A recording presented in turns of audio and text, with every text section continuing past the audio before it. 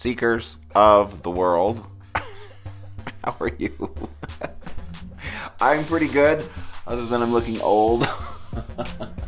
I'm all dolled up. Look, I'm actually going to hand out my resume at one place that I want to maybe try and get a job. Because I don't really have to work. Our house is paid off. I don't have any bills, but I kind of need something to do with my life, other than this, which is great and inspiring, and I enjoy it. I clearly get a kick out of it, but it's not exactly paying the taxes on the house. So I'm trying to get a job at a bookstore. Let me tell you why. Again, not because I need the money, right? I'm trying to get a job at the bookstore because I think along these lines. If I want to say to the universe, oh, hey, I want to be all about books moving forward and I want to be an author, the more I am around that world, the stronger the resonance of my kind of vibration of just radiating with the theme of books, right? That's going to be a really loud ask to the universe. Oh, hey, this guy is now in books, right? So I am going to be doing that. I'm all together trying to be... So I'm going to go hand out my resume today. I'm excited about that. Hopefully that'll work out, but we'll see. I'm honestly fine with it either way, but yeah, I kind of just need something to do. This is getting a little boring. Of course that brings up stuff in me, I don't know how that's going to go with my dystonia, because I'm mostly like this, but when I have a situation, it is what it is, and hopefully they can learn to work around that or give me earlier shifts, because my troubles often start later in the day. That's why I always do this in the morning, right? Because, later in the day I start to cramp up, I lose my arms. Anyways, I'll do maybe a whole episode on it if you guys are interested. Most people don't know about dystonia, so I'm always educating people, even my doctors. They're like, what now? Anyhow. I hope you had a good time with that last video, Me 100. I did. Sorry if I got a little winded on the front end, long-winded on the front end. I'm just on that soapbox preaching. So anyhow, but what I wanted to talk about in terms of where we left that off is what do you do with it from there? Okay, so we found that we can be somewhat more in control of whether we get our feelings hurt or not, to a degree. But then on top of that, we found out that we can have a moment of joy anytime we want, right? I am actually super digging this soundtrack now that I got going on to the background of this, because it's that slow rolling, I love that kind of music when you're just driving around. So that's super fun. But if we can access joy, right, anytime we want, and we have places that we can put ourselves in, situations we can throw ourselves into where we know that it's going to result in us feeling joy, and we know that that's always in our control, right? Because again, we don't live out there, we live in here, right? And it's like the serenity prayer. Grant me the serenity to, how's it go? Grant me the serenity to accept the things I cannot change, right? And everything that I cannot change is out there, is outside of the four walls of my skull. That's everything I can't change, right? And then grant me the serenity to accept the things I cannot change. The courage to change the things I can, right? And so what's that, right? The things I can't change. Everything that exists outside the skull. The things that I can change, everything that exists within the four walls of this skull, right? And if we leave it there and have a clearer understanding that I can't control literally anything that goes on outside of me, but I have complete control over everything within me, and that includes, what kind of day that you're going to have, what kind of human you're going to be as you go throughout the world. There needs to be a little asterisk there, sometimes. I'm not always in control of that. Sometimes I am just a terrible person. I am, don't expect anything else. I know I have, lots of, thoughts and concepts on spirituality and how we should conduct ourselves in this world, but at the end of the day, I'm often just a terrible person. But like the first step is at least just awareness. Like, oh wow, like Dale, you could have done that a whole lot better. Like, or wow, that wasn't very evolved of you, but at least I'm seeing it, right? Like that's the first step. Okay, I recognize that I don't always have, you know, all the lessons learned and fully integrated into who I am yet, but I'm working on it, right? And we're all a work in progress. And if we can grant that for ourselves, we can do that for others, right? And that does help when we get into an understanding of our own imperfections, right? Because then we can allow them for others and let them be where they are. So, if we do have control over everything that happens within the four walls of our skull, like, what do we do with that? Right? I was talking about before, like, are you in control of your thoughts, or are your thoughts in control of you? Right? Are you a series of predetermined responses, or do you have agency over your life? What do I mean by that? Right? When we say that someone has agency over their life, that means they have the ability to choose a response when something happens.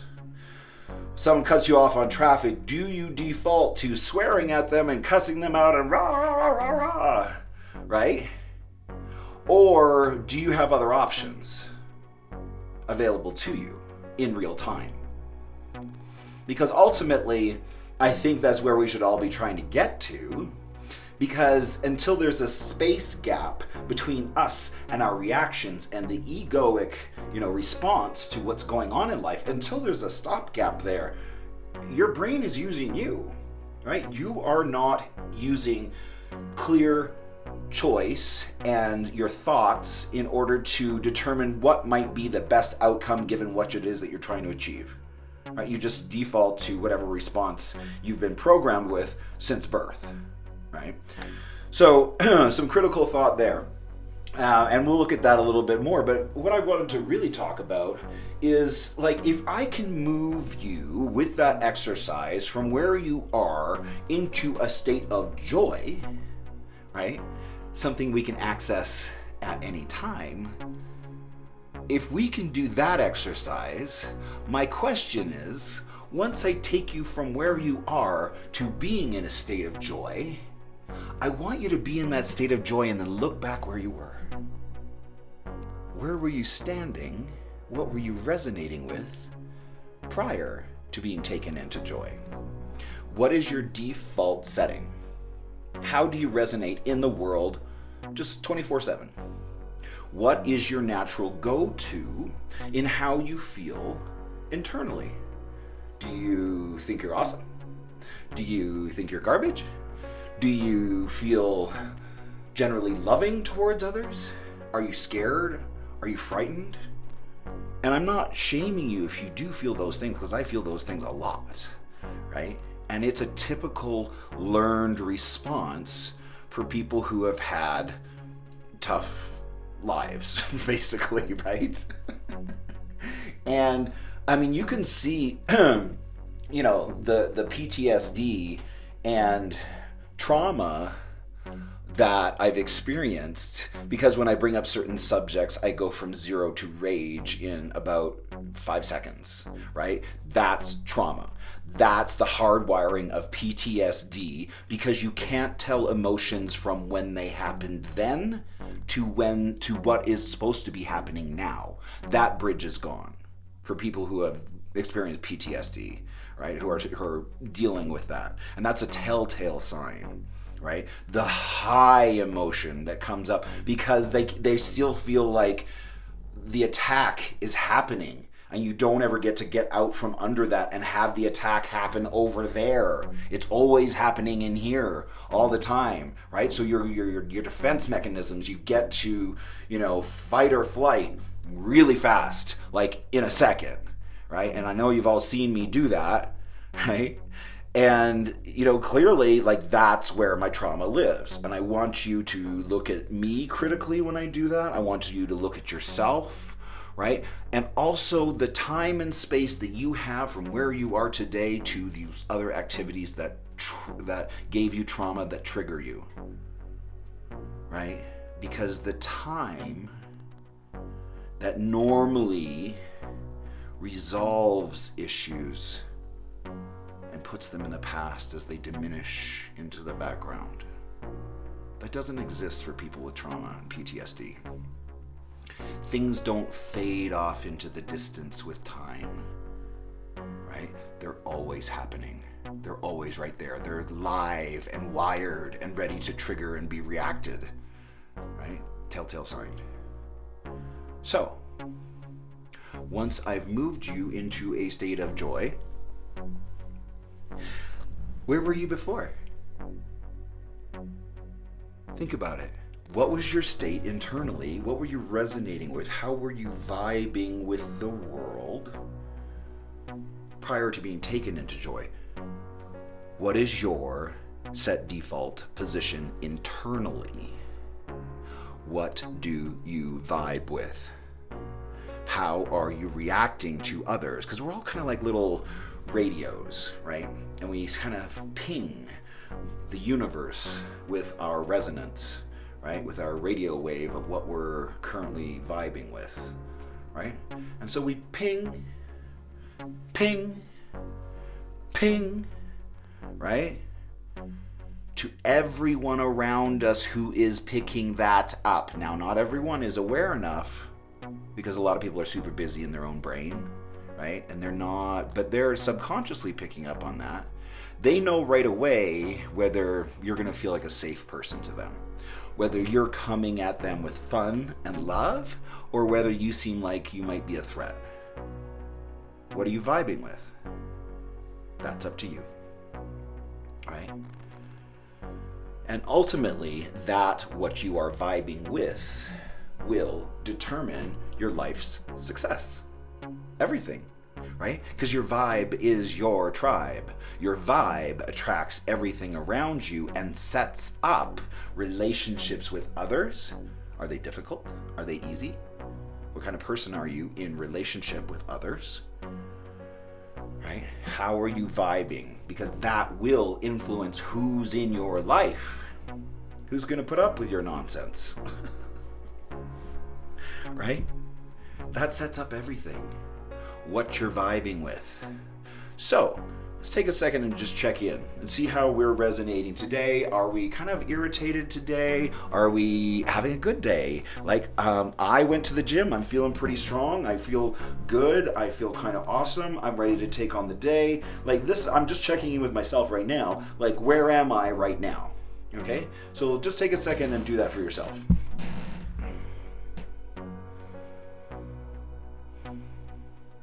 Got it? Where are you living? What energy are you adopting and then pinging with to others? Right? One of my favorite things, I know you've seen it because I've worn it before, is my t-shirt that says, I am awesome. I love that shirt. My niece gave it to me. It's so fun. And I wear it out in public and I get the best reactions. Like, it's just like, there's so many people who want to step up and have a moment with me in that t-shirt. It's so fun. Like, I'll be at the grocery store and people will be like, yes, you are. Like, just stuff like that. And it's so fun. And I'm like, yeah, baby. Because I have a fairly open and jovial, energy generally about me, unless of course you make me angry. That like changes real fast. Yikes. Sorry. Right? Because I've also, there's definitely two strong sides to me, and I know we've all seen it, right? Good for me, but I generally try and inhabit this energy, right? And I don't know, maybe it's new for people to see modeled people. Like, I generally believe in myself. I genuinely do. I genuinely believe that I can do the task that is set in front of me, whatever that is, right? I have a can-do attitude that I bring to everything. I try and always have fun, and, because life is too difficult otherwise, right? If you don't make a concerted effort to be, silly and stupid like I do, right? So, check in with yourself. Is your vibe serving you? Like, how's that going for you? Are you attractive to people? this is one thing that I learned in the modeling world, which is really, I mean, a game changer, right? Because I don't know how to say it, but being attractive has very little to do with what you look like. Being attractive to others has very little to do with your physical appearance. Does that feel right to you? Have you ever met people who were just like, I mean, their spirit was just attractive, right? And you wanted to be around them because they just had, you know, this air, this quality about them that was attractive. And that alone opens doors, right? Being attractive has more to do with how you're vibing and what you're resonating with to others, right? Than six-pack abs. We all know those people who are like a real solid 6, you know, but they're so attractive, like just as a person, because they're out and they're living life and they have something to say and they're interesting and they're educated and, you know, they are open-minded and living in abundance, right? All of those things make us more attractive to others. Now, I'm sure you're thinking, yeah. But I promise you, like, however you were physically brought into this world, I mean, don't let that determine whether you're going to be attractive or not. Because again, like we talked about at the beginning, when we're getting our act together, right? Having your swagger game on and knowing that you look good. And I'm not saying that everybody has to look good in the same way. You can look your own unique way of good. Right? Find out what that is. Invest in yours. Honey, none of this is real. Like, come on, I am 51 years old. This has taken a lot of work. Nothing here is natural, okay? I am a GMO at this point. Right? Like, but I work on it, right? Because it makes me feel good to feel like I have myself pulled together. And so that's important. Invest in yourself, right? I got my nails done and I feel like, okay, my hair is cute and I'm looking good. Like, that's a different vibe. And I try and get into that vibe every day. That's up to you. That is totally up to you. And that vibe, right? That vibe determines how successful of a human being you're going to be. Are you going to be a wallflower? Are you going to be pained? Are you going to suffer? Because we've all suffered. And we all have a right to it. I mean, I could sit in the corner and wallow over all the stuff that's happened to me. What's that going to get me? Nothing. Or I can come in here every day, show up for myself on Team Dale and say, nope, we're doing this. And trust me, what I'm going through right now is kicking my butt. Because I'm egoically, like, taking down everything in terms of my egoic structure, right? How I identify who I see myself as being. I'm taking that all down. Because who I was before was business, high-end business coaching, right? Money, avarice, the chase, right? And I'm not about those things anymore. I'm not about striving in that way anymore. Now, I still want to look good. I still got to get my bills paid. But I'm not looking to strive to build a new company, right? Or start something new. I just want to start a new career for myself, right? And that's like the excuse me. Sometimes my dystonia gets trapped. That's the push, pull of things, you know? And sometimes... I forgot what I was saying. Do I need to go back and rewind? What the heck was that? Take 2! right? It's the natural push and pull of things when you're trying to start a new thing. Right? And I'm still trying to figure it out because, I have a lot of hangover from chasing fame and chasing money and all these other things that I'm not that interested in, but at the same time I have to build an audience for the book. So what do? I just come in here and I try and speak it into reality. That's what I can do.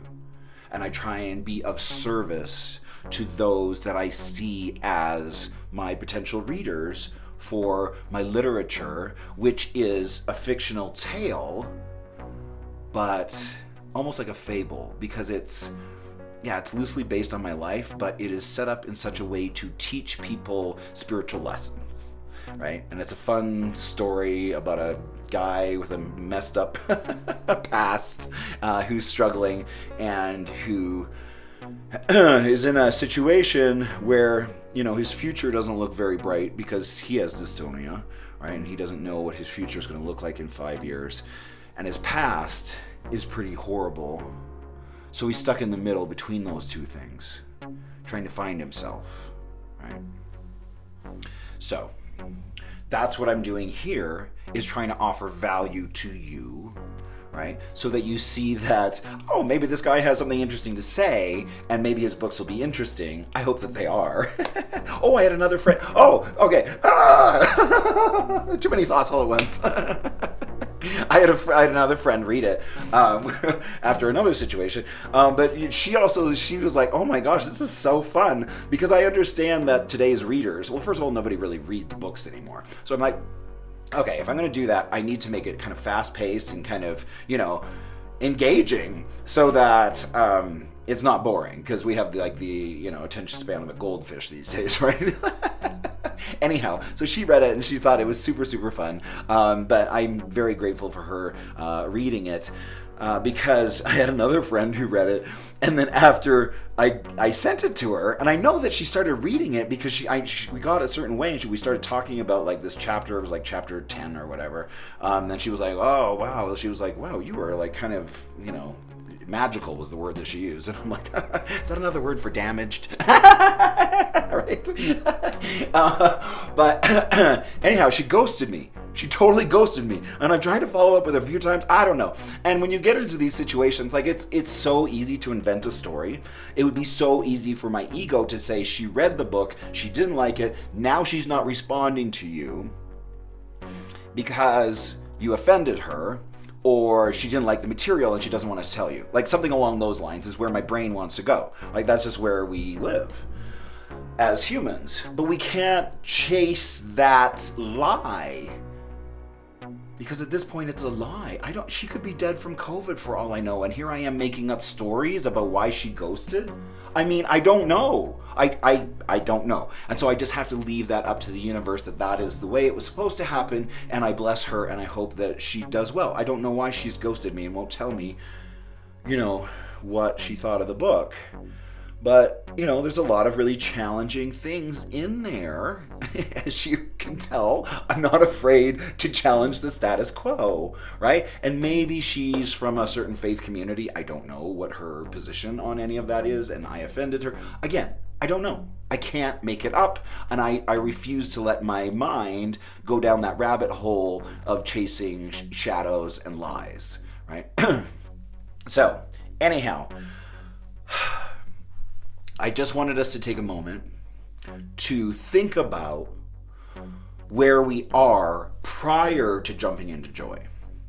Because once we have those two things kind of determined, oh wow, now we really have choices in terms of who am I naturally, how am I working in the world, what do I resonate with, how am I being received energetically to others, right? Versus me throwing myself into joy because, I can do that. That's an option for me anytime.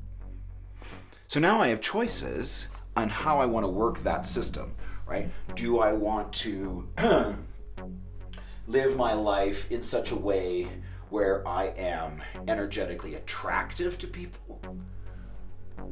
Because you're in control of that, 100%. And if you really study it and really work with it, That'll change your life more than anything. How you vibe is up to you.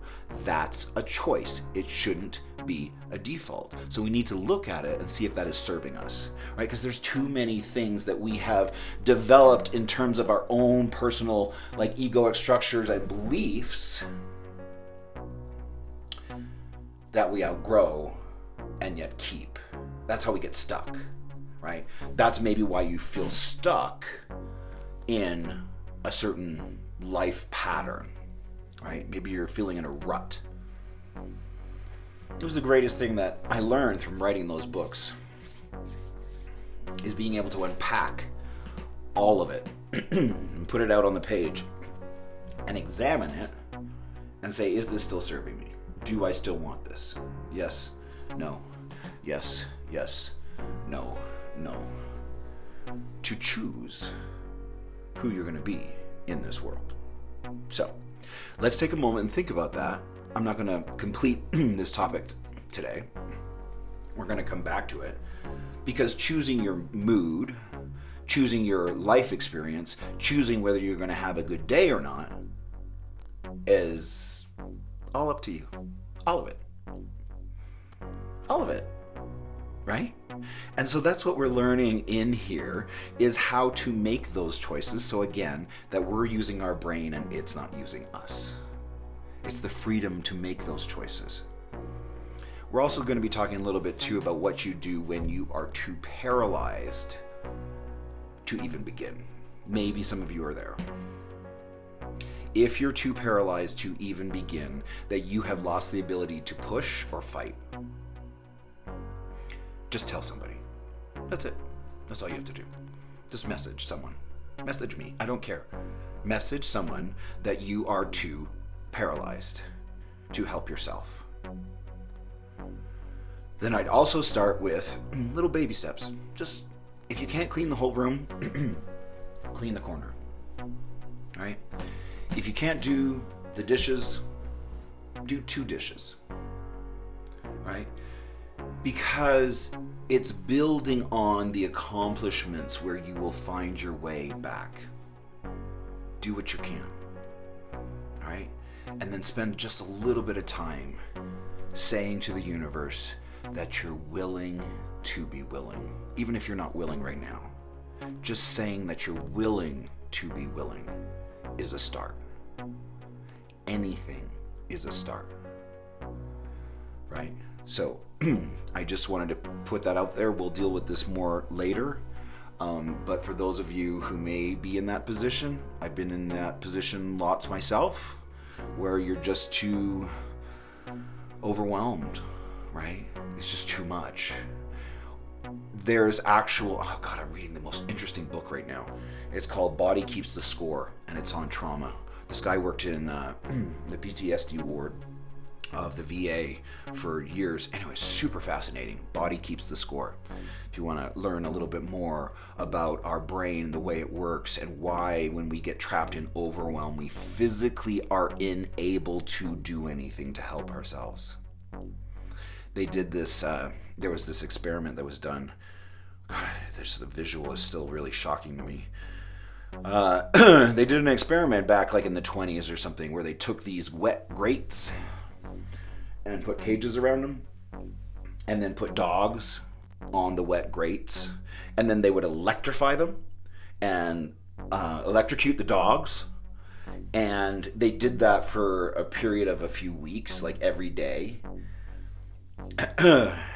Then they kept doing it, but then after a few weeks they left the doors open, and the dogs that have been in there the longest just stayed on the electrified grates even with the door open, because their brain had conditioned them to that's life. Their ability, their will to get up and get off the grate when it was electrified was gone. And that's how we are, right? We often are so just used to the pain and trauma and it wicks our ability to do anything about it.